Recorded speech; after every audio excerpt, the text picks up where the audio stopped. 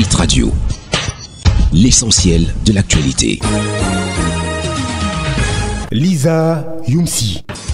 Le Flash Info sur Hit Radio, mesdames, messieurs, bienvenue. Crise anglophone. Selon Amnesty International, des militaires camerounais ont commis des actes répréhensibles dans certaines localités du nord-ouest et du sud-ouest, tandis que des combattants séparatistes ont tué des militaires et entretenu la peur au sein des populations. La population civile paye le prix de l'escalade de violence dans les deux régions anglophones du Cameroun. C'est ce que révèle Amnesty International dans un rapport intitulé « Une tenue tragique, violence et atteinte aux droits humains dans les régions anglophones du Cameroun » publié le 11 juin 2018. Les actes commis par les combattants acquis à la cause sécessionniste ne cessent d'augmenter entre assassinats des éléments des forces de sécurité et de défense et prise d'otages. Leurs victimes se chiffrent à plus de 50 dorénavant. De l'autre côté, appui Amnesty International des allégations d'arrestation arbitraire, de torture, d'homicides illégaux et de destruction de bâtiments publics sont mis à leur actif. Pour Amnesty International, la communication du gouvernement sur des bavures attribuées aux forces de défense vise à rétablir la confiance avec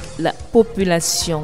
Agriculture, des pistes pour améliorer la qualité du poivre de Pendia afin de conquérir le marché européen. Avec le concours de la Chambre de commerce et de l'expert canadien Bertrand Yvon, une étude visant à améliorer la qualité du poivre de Pendia, épice labellisée par l'Organisation africaine de la propriété intellectuelle OAPI, vient d'être rendue publique à Douala, la capitale économique du pays. Ainsi, la délimitation des zones dans lesquelles cette épice peut être cultivée a pris en compte, apprend-on, les caractéristiques du sol, l'altitude, la température, l'humidité et le niveau des précipitations. L'étude édite également un ensemble de bonnes pratiques à respecter par les producteurs afin d'assurer au poivre récolté une quantité respectant les normes sanitaires en vigueur dans les pays de l'Union européenne.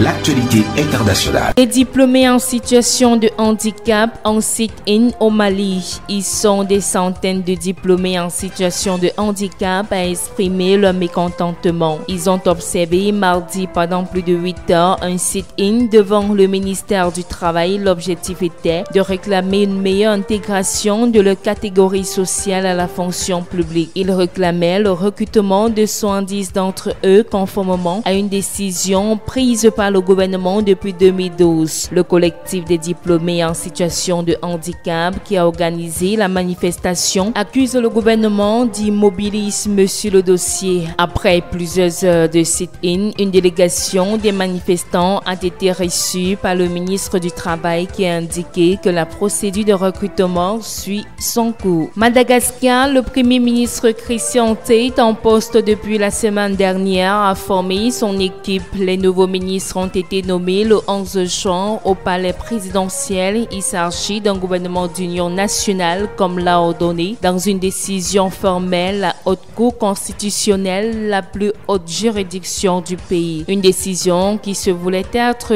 une sanction à l'égard du président de la République, mais ce dernier s'en sort plutôt vainqueur. C'est ici que nous mettons un terme à ce Flash Info. Merci de rester en compagnie des programmes de Hit Radio. Hit Radio, une info d'avance.